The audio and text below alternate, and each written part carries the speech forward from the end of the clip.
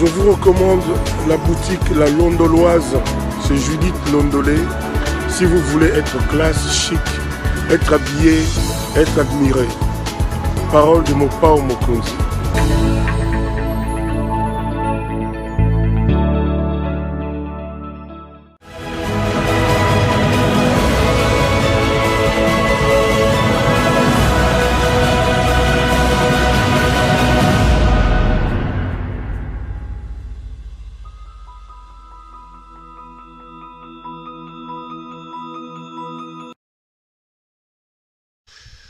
Madame, Messieurs, bonjour et bienvenue à ce nouveau numéro de l'émission d'Écrit Info, ce magazine d'analyse d'actualité politique, sociale, économique et même juridique qu'on a lancé ici chez nous à CPL Télévision. Des questions très importantes qui retiennent l'actualité dans plusieurs domaines sont mises sur la table.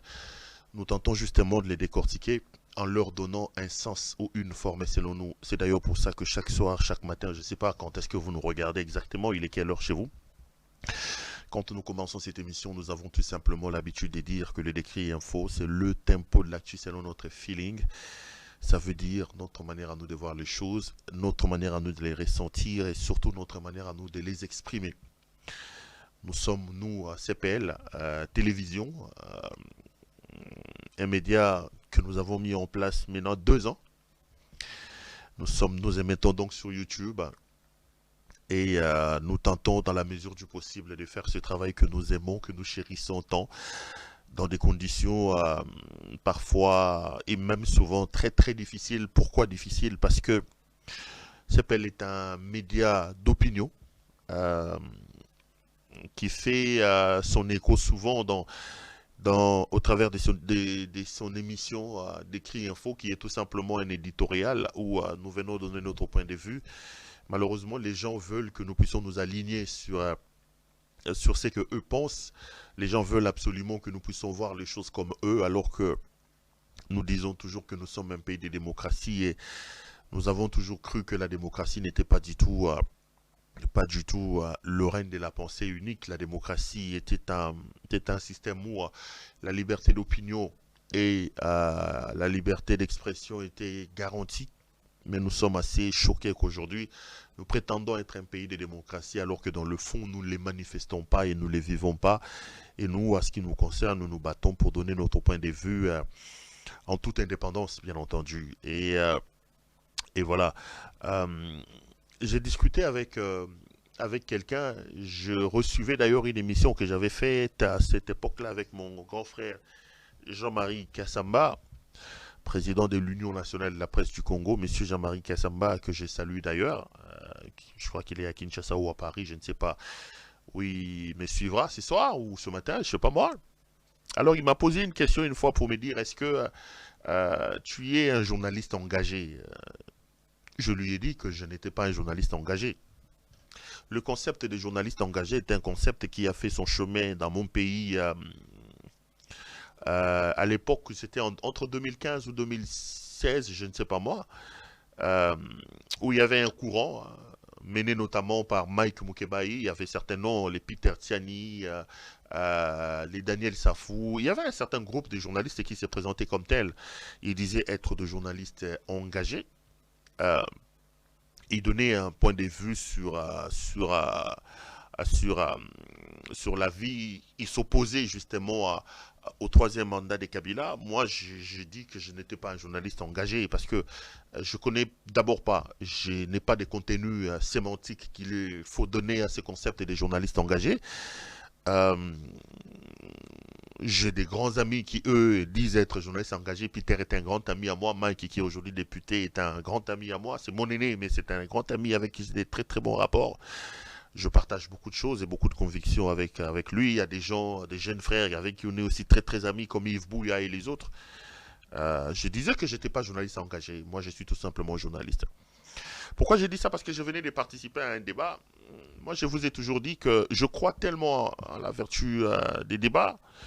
Il y a quelqu'un qui m'a posé la question de savoir est-ce que ce que tu fais, c'est du journalisme? Bon, je vous parlerai de ça. Je vous parlerai de ça prochainement quand je relaterai un peu ce débat. Donc voilà, je voulais tout simplement dire qu'ici, nous sommes tout simplement dans un exercice journalistique très professionnel et nous usons pour donner notre point de vue au moyen plutôt que la profession et la science nous donnent dans le cadre de l'exercice de ces métiers. C'est comme ça que nous nous mettons dans la peau des éditorialistes pour donner notre point de vue. Les journalistes rompus les savent. Un journaliste est un citoyen dans un pays. Il a le droit d'opiner, de donner son point de vue sur telle ou telle autre question de sa société. Et nous nous organisons dans le cadre de ce travail pour venir justement donner notre point de vue dans ce que nous appelons Décrit Info, qui est justement un magazine d'opinion qui vient relayer l'opinion de M. Claude Perrault-Louara. J'espère que ça vous plaît. Si ça ne vous plaît pas, c'est tout à fait normal. Moi, j'ai toujours dit, souvent au début de toutes mes émissions, que ce que j'ai dit ici n'est pas du tout une parole d'évangile. Je ne suis pas une prophète des nations. Je ne suis pas un archibishop pour que ce que j'ai dit ici, que vous veniez, que je vous demande de dire oui et amen à tout ce que j'ai dit. Non, non, pas du tout. J'ai l'habitude de dire que j'expose mes propos étant pris de vos critiques parce que je reste convaincu que du choc d'idées, la lumière, alors la vraie lumière, finit toujours par jaillir. Je voudrais vraiment, la main sur le cœur, vous dire merci. Merci pour votre amour renouvelé au travail que nous faisons. Merci pour vos messages d'encouragement. Merci, la main sur le cœur, pour vos critiques. Le travail que nous faisons, nous les faisons pour vous et avec vous. Si nous existons, c'est parce que vous êtes là et nous faisons de notre mieux pour vous servir, pour vous rendre service. Et nous pensons que vous ne vous plaignez pas trop. Si vous avez à vous plaindre, faites-nous le savoir. On va toujours s'organiser pour faire les choses au mieux et pour vous satisfaire. Je voudrais commencer mes émissions, je voudrais commencer ces nouveaux numéros. Nous sommes lundi aujourd'hui, c'est le 19. Je voudrais très sincèrement souhaiter un très très bon anniversaire à ma mère. C'est son anniversaire aujourd'hui, que j'aurais bien voulu être là, maman, passer cet anniversaire avec toi. Je voudrais vraiment dire un très très bon anniversaire à ma mère. Au nom de vous tous, je voudrais vraiment que vous chantiez Joyeux anniversaire, joyeux anniversaire, joyeux anniversaire, maman Jeanne Kamouina, joyeux anniversaire. Maman, je t'aime énormément. Ma mère, elle me suit comme pas possible. C'est vrai que parfois, elle dit non, mais tu aurais pu dire ça comme ça, ou tu aurais pu... ma mère est parmi les bonnes choses que j'ai sur la terre des hommes. Donnez-moi 2 minutes de déclarer quand même la flamme que j'ai pour ma maman. Ma mère est la plus bonne chose que j'ai sur la terre des hommes. Ma mère a connu des situations très difficiles pour faire de moi l'homme que je suis aujourd'hui. Ma mère, non, maman, je t'aime énormément. Je t'aime énormément. Je voudrais vraiment que Dieu te garde, que le Seigneur te donne encore beaucoup d'autres années devant toi. Maman est parmi les plus belles et les plus bonnes choses que le monde m'a données. J'ai perdu mon père, j'étais trop jeune, trop jeune. J'avais quoi, 8 ans, quand papa est décédé. Et j'ai connu les difficultés de la vie avec ma mère. J'ai passé des nuits entières à l'extérieur avec elle et elle a toujours été là pour me soutenir et elle est toujours là. Je suis content, je lui rends pas encore comme je voudrais que le lui rendre. Non, pas encore. Je crois que je lui rendrai jamais assez à ce qu'elle m'a donné. Mais je pense quand même que je fais de mon mieux. Aujourd'hui, savoir qu'elle vit dans des très bonnes conditions, qu'elle mange dans des très bonnes conditions, qu'elle se soigne dans des très bonnes conditions, grâce à moi, son petit-fils, c'est le plus grand bonheur. C'est le plus grand bonheur que j'ai, c'est celui de savoir que je me bats nuit et jour pour que maman soit dans des conditions heureuses et qu'elle soit fière de moi, qu'elle se dise si je dors, c'est parce que c'est la maison de mon fils, c'est mon fils qui le fait. Si je mange, c'est mon père qui le fait. Si je me déplace, si je peux avoir mon médicament, ça c'est parmi les choses qui me donnent envie de continuer à me battre et à vivre. Maman, je t'aime énormément et je voudrais vraiment te déclarer ma flamme. Je sais que tu me suis. Je voudrais vraiment te dire très très bon anniversaire. Prier que Dieu te donne encore beaucoup, beaucoup, beaucoup de beaux jours devant toi. Restez debout, je te l'ai dit toujours, restez debout, le meilleur est devant nous. Euh, Continuez à prier pour nous et je sais que tu es déjà fier de moi. C'est parmi mes meilleurs amis, quand même, ma mère. Voilà, c'est son anniversaire. Je sais pas pourquoi je suis autant ému comme ça. Bon, c'est ma mère, hein, qu'est-ce que vous voulez? C'est ma mère. C'est ma mère. J'aurais bien voulu être là pour souffler sa bougie, mais bon, c'est pas grave. Maman, bon anniversaire à toi et plein plein de bonnes choses à toi. Excusez-moi, excusez-moi, je suis en train de rigoler pour ne pas trop vous montrer mon émotion quand je parle de ma mère. Ok, allez, je dois me ressaisir pour faire cette émission. Pourquoi je vais même parler de ma mère dans cette émission? Qu'est-ce qui m'a amené là-bas?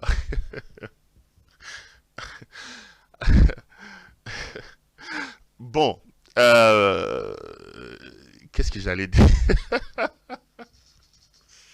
Ah là là, c'est pas vrai.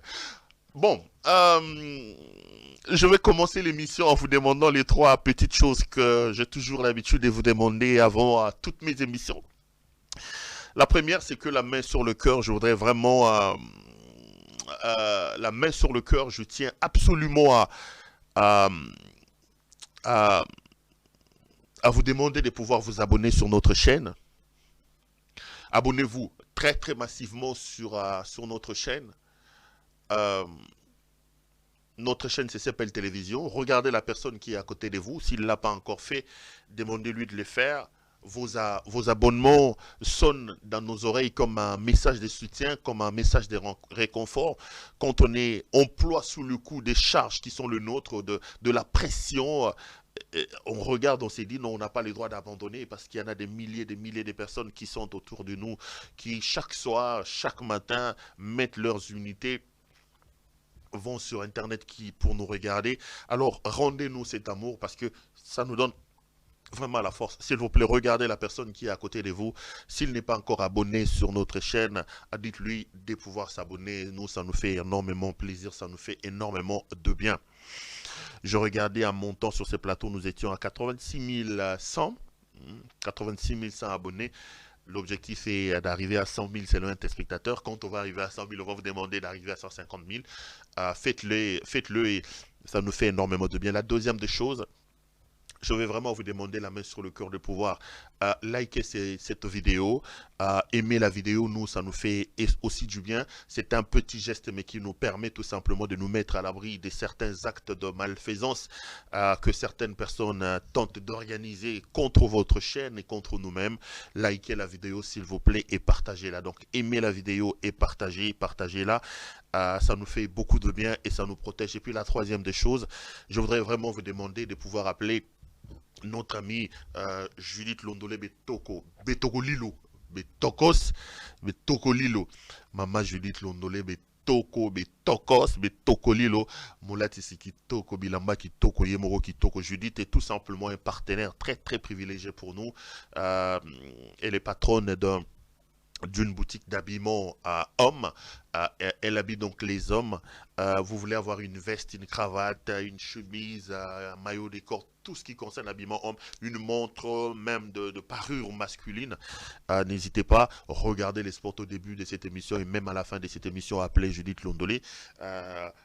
Demandez je décidé de faire un peu les ready ici, mais c'est gilet et complet avec la veste. Et si vous l'aimez, c'est donc 3 pièces.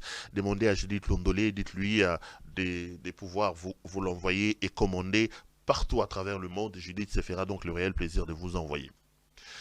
Les amis, je suis venu aujourd'hui pour qu'on parle d'une question qui, chaque jour qui passe, plante les décors d'un chaos que M. Tshisekedi est en train d'orchestrer, qui chaque jour qui passe ressemble de plus en plus à une bombe qui va nous exploser sur les yeux si nous ne prenons pas garde.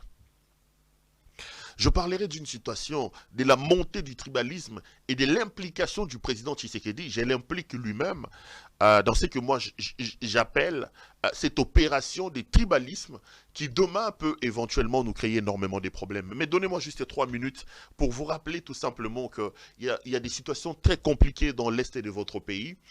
Et partout où vous êtes dans le monde, n'oubliez pas que notre pays connaît des situations très compliquées. Dans l'est de la République, il se passe que nous sommes dans des situations très bizarres. Ça fait plus de 3 mois que le M23, un mouvement rebelle soutenu par le Rwanda, ça ne fait plus l'ombre de doute, parce que les experts, une mission des experts des Nations Unies a confirmé que le M23 avait le soutien de l'armée rwandaise. Je venais de suivre une vidéo que je vais commenter demain du secrétaire général des Nations Unies qui revient également sur cette affaire. Quand on explique les armes sophistiquées utilisées par le M23, la puissance des frappes et la puissance des feux du M23, et on explique que c'est le Rwanda. Moi, j'ai toujours dit aux gens, quand nous vendons la sophistication de l'armement du M23 au détriment de la vétusté des armes que nous avons, et nous disons que ceci est une preuve que c'est le Rwanda, mais le jour où le Rwanda lui-même décidera à visage démasqué de pouvoir nous attaquer, si le Rwanda peut se calfeutrer derrière le M23 pour nous attaquer, et nous reconnaissons, et la communauté internationale, via la MONUSCO, reconnaît que la force des frappes du M23, le feu et les armes utilisées par ce mouvement est tellement sophistiquée qu'elles ne peuvent provenir que du Rwanda, je me dis, mais le jour où le Rwanda lui-même, à visage démasqué, nous attaquera, ça sera quoi? Ceci est tout simplement la résultante des erreurs que nous avons fait jusqu'à ce moment ici. C'est tout simplement la sommation des incompétences et des décisions alambiquées et irréfléchies que nous avons prises jusqu'à ce moment. C'est tout simplement la somme des incompétents que nous avons placés au sommet des institutions, au niveau les plus élevés qui nous amènent dans cette situation. Je vais prendre un exemple simple. Aujourd'hui, en 4 ans, si vous posez la question à tous ceux qui vantent le leadership du président Tshisekedi, est-ce que nous pouvons faire le bilan de ce que le président Tshisekedi, en tant que commandant suprême des forces armées de la République, a fait en 4 ans de mandat pour améliorer les conditions de notre armée, pour les équiper, pour les former? Personne ne vous dira. Ils sont aujourd'hui dans l'impossibilité de nous dire, voici les tableaux des actes que nous avons posés dans le cadre de l'amélioration de la situation de notre armée. Moi, j'ai toujours dit que cette manière de... Comment il faut que j'explique ça? De voir l'enfer, c'est l'autre. Je suis totalement d'accord avec vous et je viens de les confirmer que le Rwanda est derrière ce qui se passe chez nous. Mais moi, je ne suis pas de ceux qui estiment que la faute, c'est le Rwanda. Non. Je voudrais ici vous rappeler, chers compatriotes et chers frères, que nous sommes là sur la scène des relations internationales. Ne nous leurrons pas. Je vous l'ai dit et je vous le répète, c'est peut-être qu'il y a des Congolais qui n'aiment pas entendre ces discours ici. Aussi longtemps que l'insécurité dans l'Est de la République profitera au Rwanda, vous n'allez pas dire aux Rwandais de pouvoir pacifier votre pays. Entre les États ne sont pas des enfants de cœur. Entre les États, il n'existe pas d'amitié. Les internationalistes vous disent entre l'État n'existe que les intérêts. Les États ne poursuivent que leurs intérêts. Si le Rwanda trouve son intérêt dans l'insécurité qu'il y a dans l'Est de la République, vous ne pouvez pas reprocher ça au Rwanda. Il vous revient, vous Congolais, de vous mettre, de vous poser des questions idoines et de pouvoir apporter des solutions pour stopper le Rwanda. C'est ça ce qu'il faut faire. Mais cette manière-là, de vous décharger de vos responsabilités, et de rejeter tout sur Paul Kagame, de rejeter tout sur le Rwanda. Je ne dis pas que le Rwandais sont des saints. Je veux tout simplement que nous soyons réalistes et que nous puissions nous rendre compte que ici nous sommes en train d'évoluer sur un terrain des relations internationales. Aussi longtemps que l'insécurité dans notre pays profitera au Rwanda, Paul Kagame va vous insécuriser. Et puis allons au-delà. Le président Tshisekedi vient au pays, il commence à détourner. Ce n'est pas Paul Kagame qui lui a demandé de détourner. Tshisekedi vient, il va dans l'Est de la République, il vous dit qu'il a trouvé des militaires fictifs. Il a parlé de plus de 21 000 noms fictifs dans l'Est de la République. Où part l'argent de ces militaires fictifs? Ce n'est pas Paul Kagame qui vous a dit de voler votre propre pays et votre armée en mettant des noms fictifs. Le Parlement de la République démocratique du Congo vous dit que l'état de siège qui a été lancé a été mal réfléchi.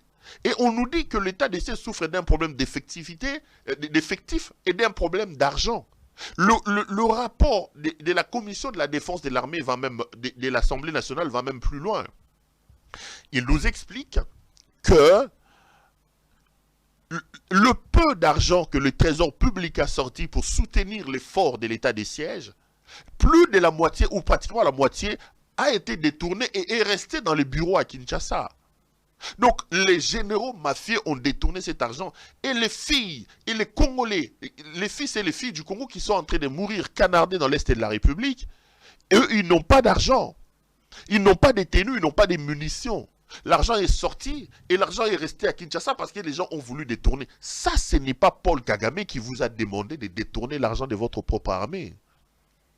Avant de pouvoir jeter la balle dans le camp des autres, nous devons d'abord être capables de nous asseoir nous-mêmes et nous poser des questions sur ce que nous avons fait. Tirons les responsabilités par rapport à nous-mêmes. Posons-nous des bonnes questions, faisons des bons diagnostics et allons vers la résolution des problèmes. Mais cette manière-là de dire le Rwanda, moi je suis pas du tout d'accord. Donc, retenez qu'il y a des situations compliquées dans l'Est de votre pays. Et puis, soutien total à nos FARDC et soutien total à nos forces armées. J'ai un communiqué ici, je crois que c'est M. Martin Fayulu Madidi qui l'a publié sur une autre situation d'insécurité. Cette fois-là, c'est dans la province de l'ex-Grand Bandundu. Je vais lire et vous allez vous rendre compte que, bon, si dans l'Est c'est Paul Kagame et ici à Kwamouth, Martin Fayulu vient de publier un communiqué, message au peuple congolais en rapport avec la situation qui prévaut à Kwamouth et dans les contrées environnantes. Très chers compatriotes, selon plusieurs témoignages, la situation d'insécurité à Kwamouth que j'ai dénoncée dans mes messages du 24 août et du 5 septembre dernier évolue dangereusement vers une catastrophe en gagnant les contrées environnantes. Prenons cette situation au sérieux car, en effet, il est incompréhensible que c'est que certains avaient vite qualifié des conflits ethniques puissent, tel un cancer, se propager aussi rapidement en dehors de Kwamouth avec à la clé des crimes atroces. Il y a effectivement quelque chose d'anormal dans cette situation et beaucoup d'indices semblent nous orienter vers une opération structurée et commanditée de déstabilisation de notre pays car certains villageois confirment la présence des personnes étrangères à cette région. Il y a donc une main noire derrière ces actes ignobles. Aucun Congolais digne de ce nom ne peut accepter que des individus qui qu'ils soient, puissent se permettre de s'aimer la terreur dans nos villages. Alors que la mort et la désolation devenus notre lot quotidien dans la partie est de la République ne sont pas encore enrayés, voilà que l'on ouvre un autre front d'insécurité dans la partie ouest pour prendre le pays en tenaille afin de l'embraser totalement et ainsi l'exposer davantage à la balkanisation. Il est du devoir de tout Congolais de contrer un tel projet macabre. Les forces armées de la République démocratique du Congo et la police nationale congolaise doivent se déployer en masse dans Kwamouth et ses environs afin de mener des opérations de ratissage pour déloger ces tueurs. Les jeunes doivent se mobiliser pour monter des brigades et des surveillances citoyennes afin de dénoncer toute personne ou activité suspecte. Toute la lumière doit être faite sur la destination des bouviers venus d'ailleurs qui avaient élu domicile dans les provinces de Mai Ndombe, Kwango et Kwilu il y a de cela quelques années. Soyons tous vigilants, en alerte et mobilisés. La survie de notre pays en dépend. Que Dieu bénisse la République démocratique du Congo. Le message est signé le 19 septembre 2022. Il porte donc la signature de M. Martin Fayoulou Madidi, qui est donc pour ce partisan, président élu, président de l'ESID. Pourquoi je vous ai fait lire ce message? C'est un peu pour corroborer mes propos par rapport à la situation sécuritaire dans l'Est de la République. Il commence de plus en plus à être évident que nous sommes dans une situation où si rien n'est fait, ce pays va imploser et la plupart des gens qui sont là pour concrétiser certaines visées macabres, notamment de l'extérieur, vont réussir leur mission. Les amis, comment vous pouvez expliquer que Félix Antoine Tshisekedi Tshilombo, commandant suprême des FARDC et de la police nationale congolaise, soit dans cette distraction alors que des parties entières de la République sont vivent des situations catastrophiques? Vous avez un grand foyer d'insécurité dans l'Est de la République. Au moment où je vous parle, je viens d'avoir une image que Bahati Lukwebo, d'ailleurs c'est lui-même qui me l'a envoyé, le président du Sénat. Il est au Burundi, selon les images et le reportage que j'ai vu. Mbosso est arrivé hier à Londres pour participer aux obsèques de la reine. Tshisekedi lui-même est, à l'heure où nous parlons, à New York. Sama Lukonde, je ne sais pas où il. Est-ce que nous pouvons vraiment nous permettre de déserter la République alors où nous vivons des situations aussi dramatiques que ça? Est-ce que ce pays est vraiment dirigé par des gens conscients et des responsables?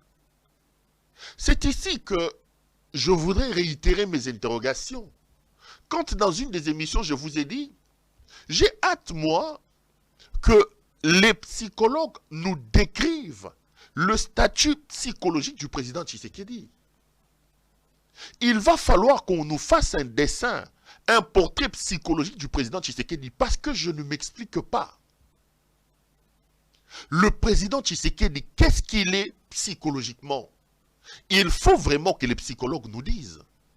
Parce qu'un homme normal ne peut pas être aussi insensible, aussi irresponsable, aussi inaudible aux cris et aux revendications de son peuple. Comment notre président, je le réitère, trouve-t-il le temps de s'adonner à la jouissance alors qu'il est dans un pays en lambeaux? Il est allé dans un mariage d'un fils, ici c'est des Lukman, ici c'est des Lukman, on m'a dit Lukman en Turquie. Et là on me dit qu'il a joué le rôle des parrains, il a payé les billets pour 120 personnes qui sont venues à travers le monde, et on me dit que sa contribution pour ce mariage-là était de 1 800 000 $. C'était ça sa contribution. Qu'est-ce qui se passe dans la tête du président Tshisekedi? Sincèrement, je suis dépassé. Le monde est en train de se moquer de nous. Comment ce monsieur, soi-disant président d'un pays, en train de se liquéfier? Qu'est-ce qu'il fait pour trouver le temps à aller dans des mariages, dans des funérailles? Qu'est-ce qu'il fait? Le président Tshisekedi, comment il trouve le temps à voyager comme un touriste, à ne rien faire, à se promener comme ça? Là, la situation, elle est explosive dans l'Est de la République. 3 mois, Bunagana sous occupation. Kwamut est en feu, les amis, est en feu. Mais là, tous ils ont déserté le pays. Mbosso est à Londres, Lukwebo est au Burundi, je crois. Tshisekedi, pigeon voyageur, Turquie, et là il est aux États-Unis d'Amérique. Vous avez un premier ministre amorphe, qui n'est que l'ombre de lui-même, Sama Lukonde, un figurant. Mais Tshisekedi est une catastrophe, les amis. Tshisekedi est une calamité. Et tout le monde se plaint. On lui dit, monsieur le président, il s'est déshabillé en public. Vous avez un anniversaire, vous l'invitez. Il est là. Vous avez un mariage. Et l'indignation publique ne lui dit absolument rien. Il est allé en Turquie. J'ai appris qu'il a payé 120 billets des personnes qui devaient venir à travers le monde. 120. Et il a amené sa contribution, 1 800 000 $ qu'il a donné là-bas. Qu'il aurait donné là-bas. Entre-temps, la régie des gens n'a pas d'intrants. Les militaires n'ont pas de tenues. Regardez vos policiers. Regardez la situation du pays. Il va falloir que les psychologues nous dressent le portrait psychologique du président. Je ne comprends plus rien. Qu'est-ce qui se passe dans la tête de ce monsieur? Comment on peut être aussi irresponsable, aussi insouciant? Je vous ai dit qu'il était Ngeleka parce qu'il aimait danser. Bijou Kirik, il faut lui trouver un autre nom. Bijou Kirik et le Ngabafeti. Donc, mourrez comme vous voulez dans l'Est de la République. Plantez-vous comme vous voulez, entretuez-vous à Kwamut, ce n'est pas son problème. Là où il y a la fête, là où il y a les champagnes, là où il y a la musique, lui il va. Surtout quand ça peut lui permettre de tournoyer, de faire le tour du monde. Le président Tshisekedi a un sérieux problème. Il est indigne. Et là, vous venez de lire comment ça brûle à Kwamut. La situation, elle est explosive, la situation, elle est terrible. Mais là, la République est vide, tout est déserté. Tout est totalement déserté. Donc nous devons nous organiser nous-mêmes pour tenter de voir ce que nous pouvons faire pour non seulement protéger notre pays et surtout nous sortir de cette situation avec le président Tshisekedi. J'ai 2 vidéos à vous montrer avant d'entrer vraiment dans les vifs de mon sujet. La première vidéo, c'est d'abord la suite de l'affaire de Didier Tshimanga. C'est d'abord la suite de l'affaire de Didier Tshimanga. Mr. Jason, j'ai une interview de TV5 Monde que j'avais posée là-bas. Yes. Ok, on va prendre ça. Suivez un peu le responsable du média qui avait publié ces images de M. Didier Tshimanga. C'est une vidéo de 2 minutes. Je reviendrai, je dirai 2-3 choses et puis on va continuer. Si la réalisation est d'accord avec moi, on suit ces images et on se retrouve juste après. Merci d'être avec nous. Alors avant tout, peut-être un mot pour comprendre qui est Didier Tshimanga et quelle est sa proximité avec le président Félix Tshisekedi. Didier Tshimanga, c'est un homme d'affaires congolais qui était déjà actif dans les mines avant de rentrer en politique et puis qui a été un des premiers compagnons de route du président actuel de RDC et qui, depuis son arrivée à la présidence, était conseiller stratégique. Et donc c'est la raison pour laquelle nous on a décidé de révéler ça avec le CCRP et le temps, c'est parce que c'est pas une affaire de plus, c'est une affaire qui concerne quelqu'un qui était à un poste stratégique à la présidence et qui donc par ses vidéos est montré en train d'être piégé, parce qu'il s'agit bien de faux investisseurs, de gens qui lui ont tendu un traquenard, mais on voit bien comment le premier cercle de la présidence de RDC est comme ça accessible à toutes sortes de prédations et à toutes sortes, si vous voulez, de pactes corruptifs. Et selon vous, est-ce que ces images révèlent le visage de la corruption dans les mines en RDC? En clair, est-ce que c'est comme ça que ça se passe habituellement? Si vous voulez, nous, quand on a commencé cette enquête, c'était donc de recevoir par des gens qui se faisaient passer au début pour des lanceurs d'alerte. Il s'avérait que nos enquêtes ont montré que c'était pas des lanceurs d'alerte, mais certainement des gens qui avaient un intérêt. Et donc, si on a décidé de le révéler, c'est parce que oui, nous, on pense que c'est une plongée inédite dans les coulisses de la corruption. Et le fait même que ce piège existe, le fait même que quelqu'un puisse tendre ce genre de piège à caméra cachée pour entendre un conseiller de la présidence, pour nous, déjà, ça montre justement ce secteur de la mine en RDC et qui est justement un secteur où la corruption, comme on le voit dans ces vidéos qu'on a révélées, dans ces extraits, où la corruption est en fait quasiment, si vous voulez, l'ADN ou même la justification d'un certain nombre de décisions qui sont prises. Alors, oui, peut-être dernière question sur le secteur des mines en RDC, ça représente à peu près 95% des exportations. Peut-être en quelques mots, quel est le poids de la corruption dans ce secteur économique, le poids de la corruption dans les mines, mais sur l'économie globale de la RDC, en fait, quel est le manque à gagner, précisément, peut-être? Le manque à gagner, c'est difficile à dire. Ce qui est certain, c'est que nous qui faisons de l'investigation et qui travaillons sur les affaires de corruption, ce qu'on sait, c'est que dans l'imaginaire collectif de tous les prédateurs du monde entier, la RDC, c'est un lieu dans lequel il faut avancer ses billes, dans lequel il faut se positionner. Et pour se positionner, on joue du coude et on joue du coude avec de la corruption. Clément Fayolle, journaliste d'investigation, merci à vous d'avoir... Thank you, Mr. Jason. Merci beaucoup à notre ami Jason qui est de l'autre côté de la régie. Mes amis, vous venez là de suivre le journaliste du média qui a mis en ligne l'affaire Viguier Tshimanga. Aujourd'hui, nous sommes lundi, ça fait quelques 3-4 jours que cette affaire a explosé au grand jour. Je vous ai dit, moi, personnellement, les amis, que ne tergiversez pas. La tête pensante de cette mafia, la tête pensante qui a mis en place la situation, la mafia et l'escroquerie au sommet de l'État, c'est le président Tshisekedi lui-même. Mais aujourd'hui, 4 jours après, les faits me donnent raison.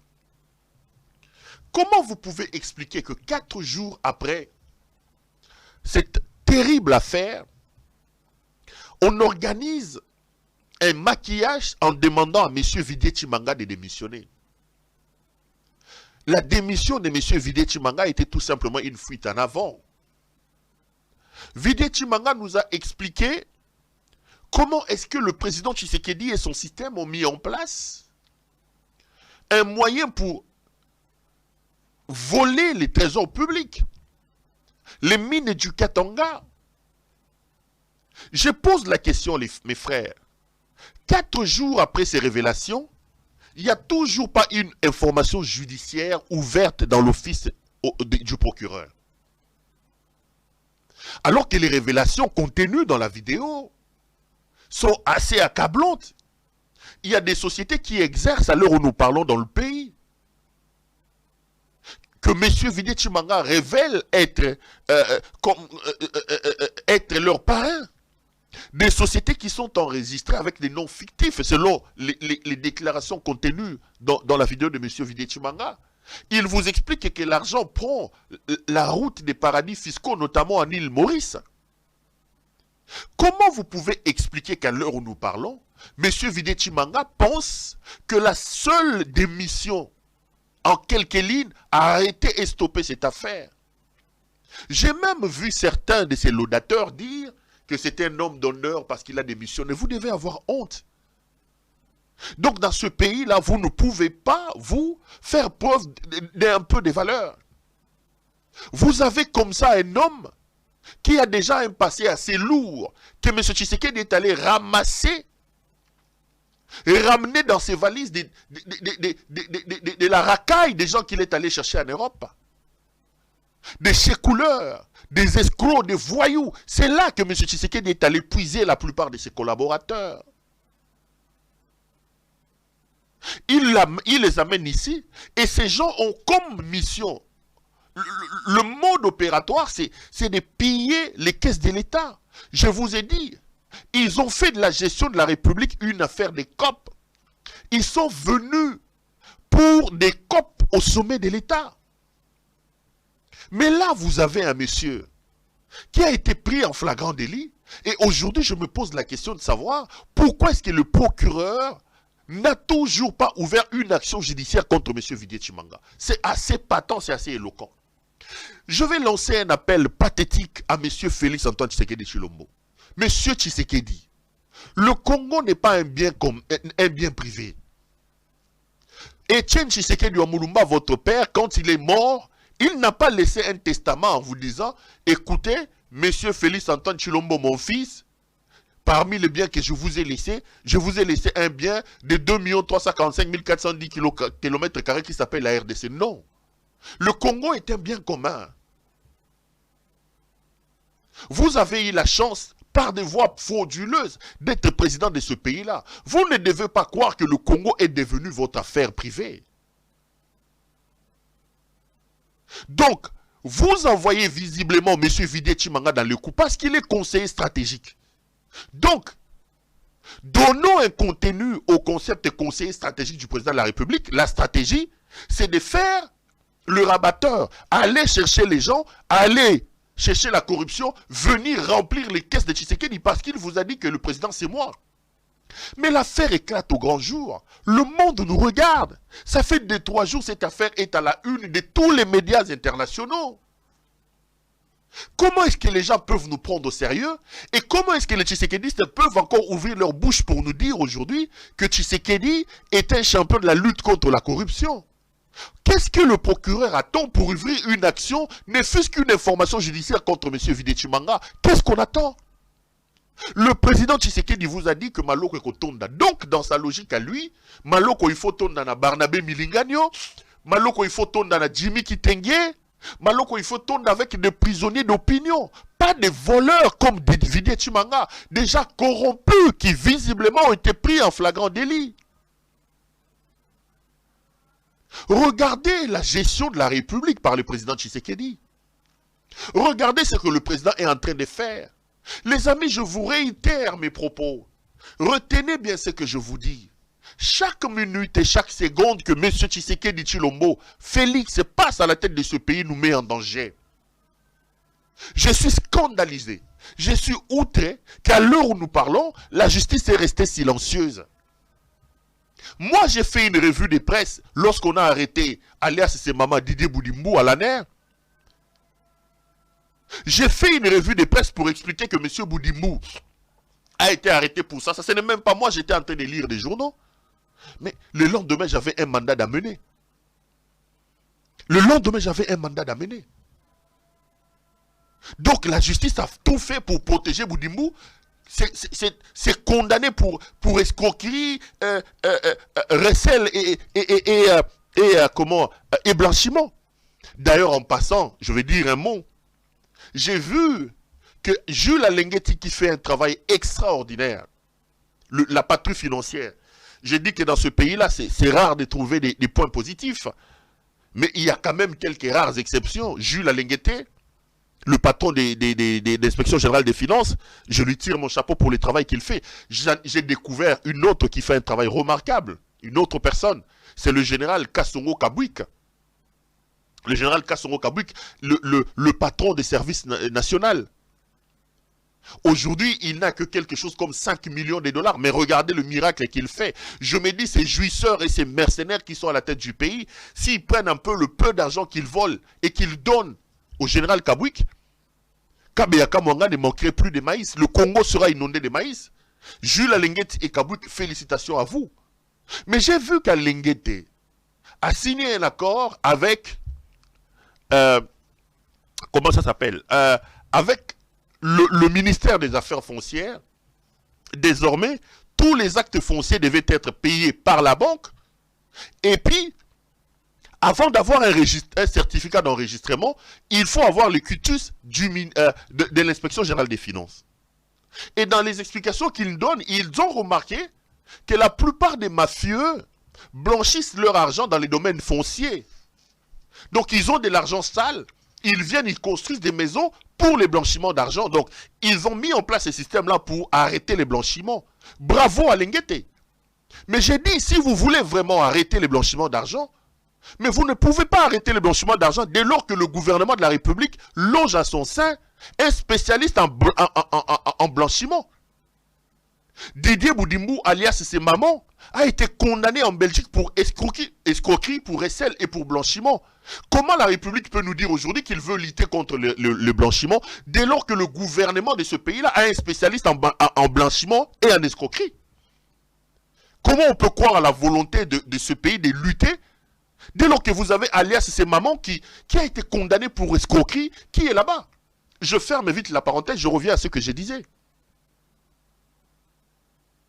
Donc, la République a des sérieux problèmes. Et je vous dis, aussi longtemps que le président Tshisekedi sera à la tête de notre pays, nous aurons des problèmes.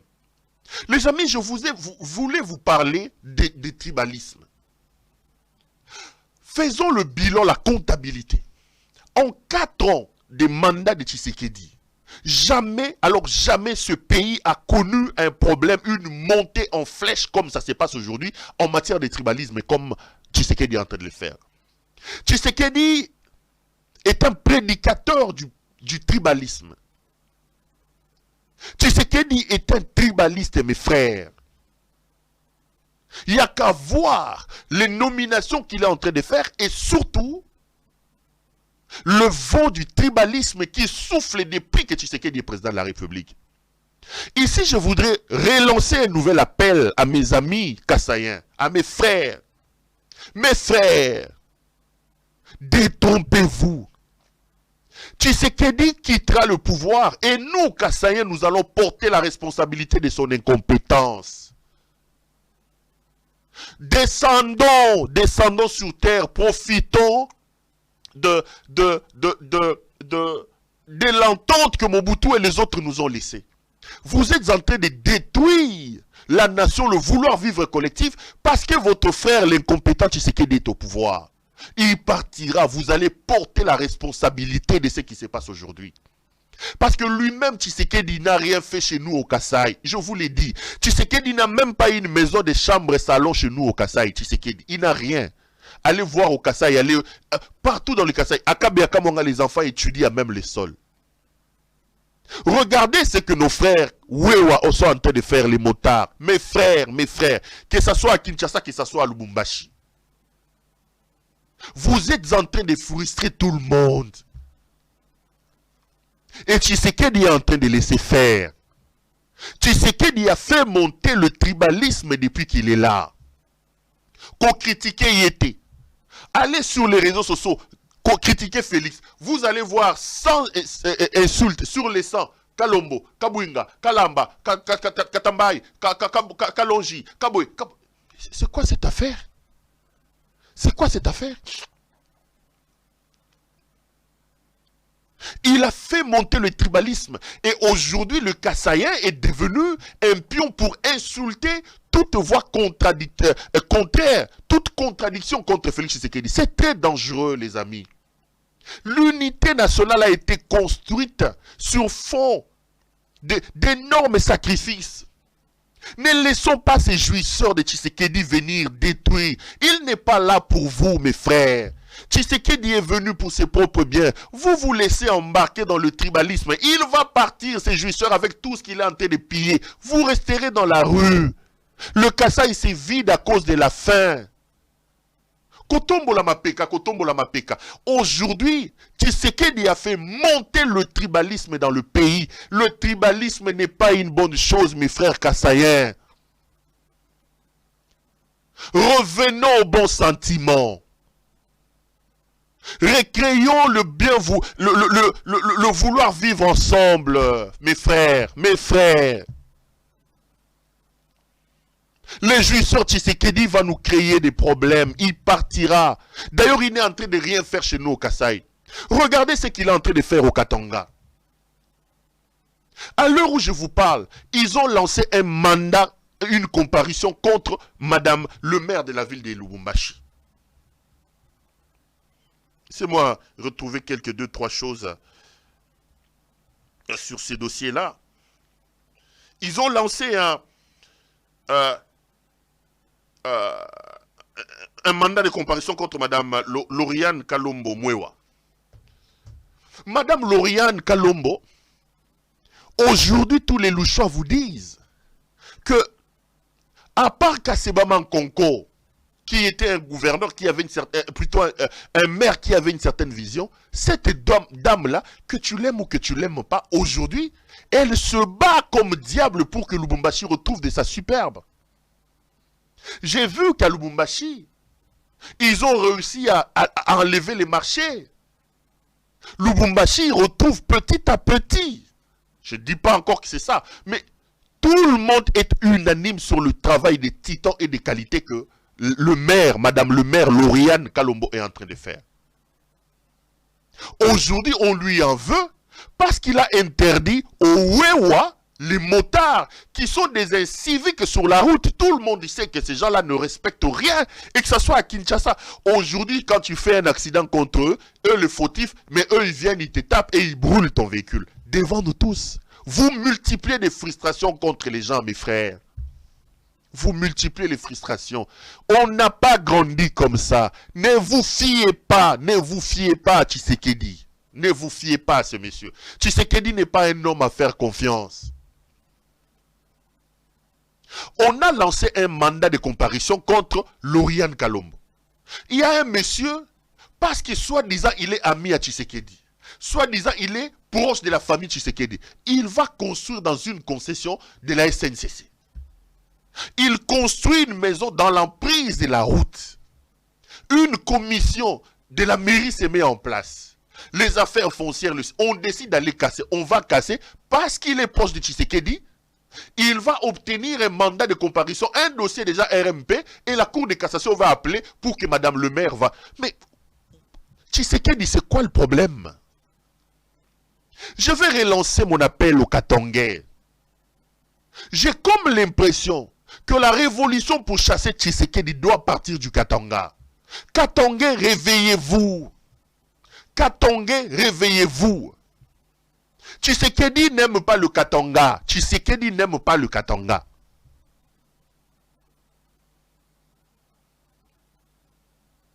Regardez ce qu'il est en train de faire. L'autre, comment il s'appelle? Vidier vous a dit. Il a transformé les mines du Katanga en une affaire de ses copains, de sa famille. Lualaba est devenu leur terrain de jeu. Nous devons rester unis, nous Congolais. Mais j'ai comme l'impression que le Katanga peut avoir des ressources pour lancer l'opération des révoltes contre Tshisekedi. Il faut que les Katangais s'élèvent et se dressent sur la voie de cet homme. Le Katanga, à l'heure où nous parlons, est la première victime de prédation de Tshisekedi. Qu'est-ce que l'homme a déjà fait depuis qu'il est là au Katanga? Il pille, il saigne le sous-sol du Katanga. Il va mettre l'argent dans les paradis fiscaux. Et aujourd'hui, il commence à traquer les Katangais. Regardez, il décide comme ça parce que quelqu'un qui se présente comme étant membre, si c'est des proches de sa famille, il construit dans l'emprise de la route, on casse, on veut arrêter Madame le maire. Katangais, je crois que vous devez donner l'élan. Les Katangais doivent donner l'élan. Il faut dire non aux jouisseurs Tshisekedi. Nous avons besoin d'une révolution dans ce pays-là. Chaque minute, chaque seconde que Tshisekedi passe à la tête du pays nous met en insécurité et en danger. Le Katanga est la première victime de l'incompétence, du pillage et de la prédation de M. Tshisekedi. Les Katangais doivent s'élever pour barrer la route à cette prédation du pays. Tshisekedi pille les sous-sols du Katanga. Tshisekedi pille les sous-sols du Katanga. Madame le maire, je tiens à vous exprimer tout mon soutien et ma solidarité. Et je voudrais ici lancer un appel à M. Tshisekedi. Vous êtes en train d'allumer le feu. Vous ne pouvez pas venir frustrer les gens comme vous êtes en train de le faire. Vous êtes en train de planter le lit d'une situation que vous ne saurez pas maîtriser, M. Tshisekedi. Vous êtes venu pour jouir, pour piller, laissez-nous le pays comme vous l'avez trouvé. Aujourd'hui, vous êtes un artisan du tribalisme. Avec vous, tout le monde commence à savoir. Aza Moulouba, Aza Katangé, Aza Moutabandundu. En 4 ans, Tshisekedi a joué à côté Sibiso Moutou na kata tribalisme. Et comme il est le Keba, Aza Moutaboy, à cause de Tshisekedi. Les Katangais doivent se lever. La Constitution nous donne la possibilité de nous opposer à Tshisekedi. Utilisant les moyens constitutionnels pour dire non à ce pillage de la province du Katanga. Vidier vous a dit ce qu'ils mettent en place pour piller le Katanga. Il faut se lever. Je lance un appel pathétique à tous les Congolais. Mais je pense que la vraie révolution doit partir du Katanga parce que le Katanga est la première victime de ce régime de prédation et de ce régime de destruction. Le Katanga est la première victime. Il faut que les gens se dressent contre le régime de Tshisekedi. Il faut qu'on se dresse contre la prédation, contre le pillage que Tshisekedi a installé en gestion de ressources minières katangaises. On ne peut pas laisser un homme aller vider l'Europe de tous les amis avec qui il était en Europe. Ils font des bêtises comme ils sont en train de faire et les gens sont en train de regarder. Congolais, nous porterons la responsabilité de ce suicide collectif si nous ne nous lèvons pas contre Tshisekedi. Il faut que le Katanga, première victime de cette prédation, se lève et que la révolution, la révolte du Katanga puisse contaminer toutes les autres provinces, que nous tous nous puissions nous dresser contre le régime de Tshisekedi. Pour lui dire, monsieur, trop c'est trop, assez tu en as assez fait. Trop c'est trop. Tu nous as ressuscité le tribalisme. Le tribalisme n'est pas une bonne chose. Nous devons combattre le tribalisme sous n'importe quelle forme. Le tribalisme amène des problèmes. Nous sommes nous tous filles et fils d'un même père, d'une même patrie qui s'appelle Congo. Le Katangais doit se sentir chez lui au Kasaï. Le Kasaïen doit se sentir chez lui au Katanga. Le Mukongo doit se sentir chez lui à Kinshasa. Je prêche pour l'unité de ce pays-là. Je prêche contre le tribalisme.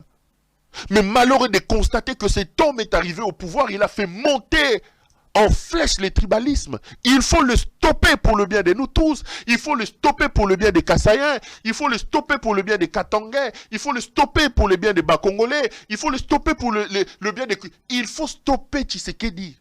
Sinon, c'est un suicide collectif.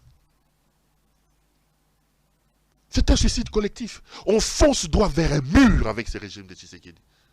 J'appelle donc les Congolais à nous lever, nous tous, contre le régime de Tshisekedi.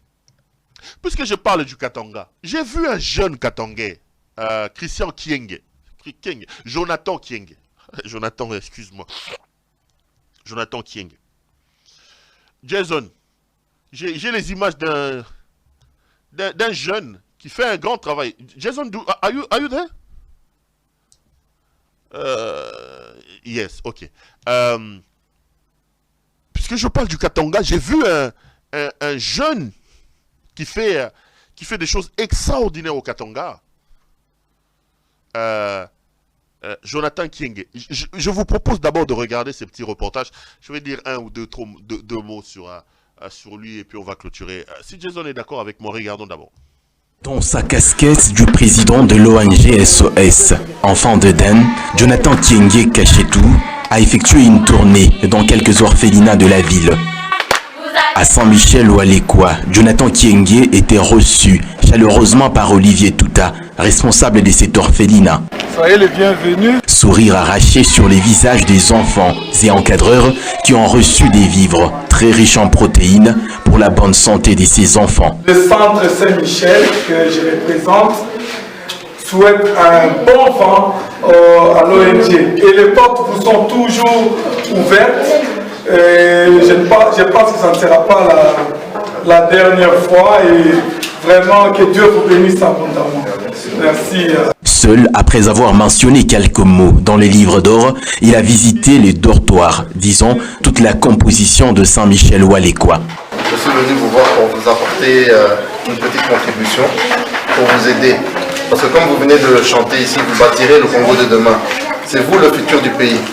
Et nous, en tant que jeunes, en tant que Congolais, on se doit de vous aider, même avec le peu qu'on a. Donc en tout cas, continuez à étudier et nous serons toujours là pour vous soutenir, même avec un peu, le peu qu'on a ici. Des chants, séance des photos, il s'est rendu au village des enfants, situé au quartier Golfe Caravia.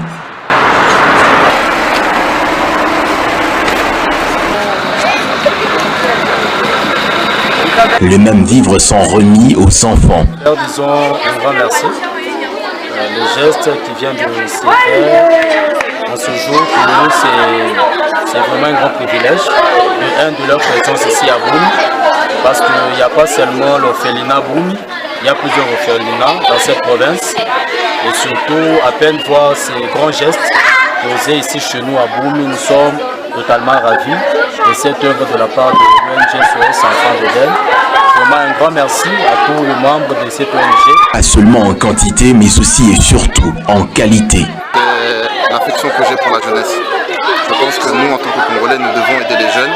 Et à travers mon ONG SOS Enfants d'Eden, je voulais redonner le sourire à tous les enfants ici qui manquent.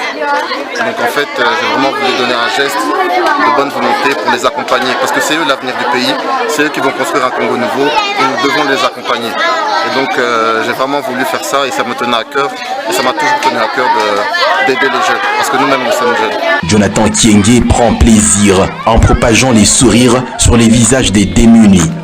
Merci. Dernière étape de sa tournée, l'orphelinat Boumi. Jonathan Kienge Kashetou a consacré son temps aux côtés de ses enfants en désespoir. Que Dieu aussi puisse les bénir, puisse l'aider. Ces gestes a frappé sérieusement l'esprit des responsables. En tout cas, nous disons merci beaucoup à l'ONG SOS, coordonnée par M. Jonathan Kienge. En tout cas, c'est un grand plaisir. Aujourd'hui, je suis convaincu que, comme il avait promis, chose promise, chose due. En tout cas, il a réalisé. Nous sommes très contents et nous souhaitons vraiment toutes les bonnes choses et du succès également pour l'ONG ainsi que dans ses affaires privées. Enfin, il justifie sa tournée. Nous allons vraiment se battre pour essayer d'assister les plus démunis, que ce soit les orphelins, les veuves et les personnes du troisième âge.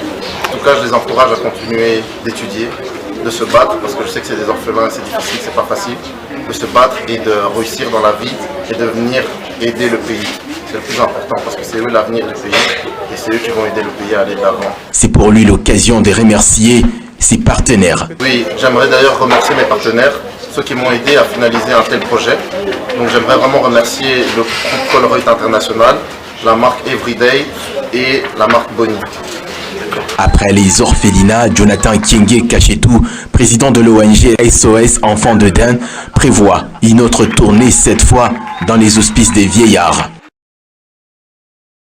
Là, vous venez de voir, c'est un jeune, Jonathan Kienge, qui a une ONG qui s'appelle SOS Enfants d'Eden. J'ai décidé de montrer la vidéo parce que il y a quand même dans la marmaille des jouisseurs et des incompétents au Baoutipoto, il y a quand même des Congolais qui sont allés na poto batangi ba classe. Il est jeune, il venait de finir ses études, je crois, d'après ce que j'ai vu l'année passée. Il a étudié, il a fait des bonnes études en Belgique et il a décidé de revenir pour servir son pays.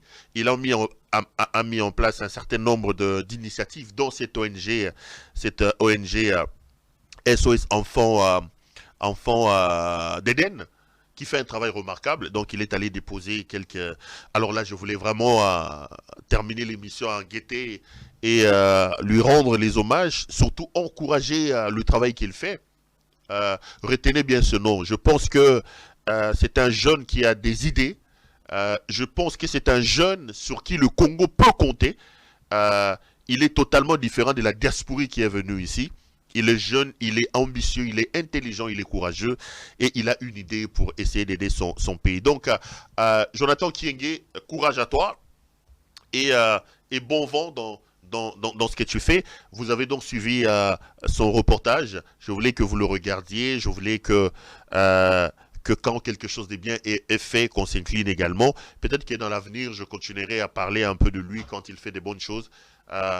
Pour qu'il y ait un peu de l'émulation, pour que nous puissions nous tous apprendre de ce qui est bien et nous puissions travailler pour aider le pays. Ça fait plus d'une heure que je fais cette émission. Je finis donc par là. Ça a été un grand plaisir pour moi de vous présenter. Retenez que Tshisekedi est une malédiction, c'est un danger pour le pays. Notre responsabilité comme citoyens de ce pays, c'est de nous dresser nous tous contre lui pour les chasser et lui dire que monsieur, tu as assez joui, c'est terminé. Allez, ça a été un grand plaisir pour moi de vous présenter cette émission. Retrouvons-nous demain pour un autre numéro. Bonsoir et surtout, bonne semaine à vous tous.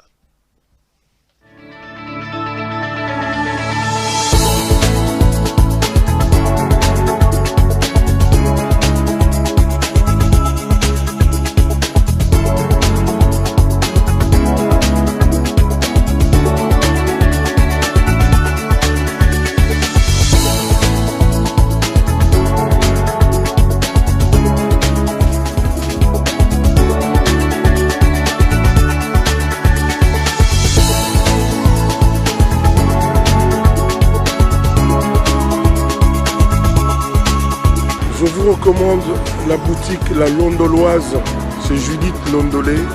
Si vous voulez être classe, chic, être habillé, être admiré. Parole de Mopao Mokonzi.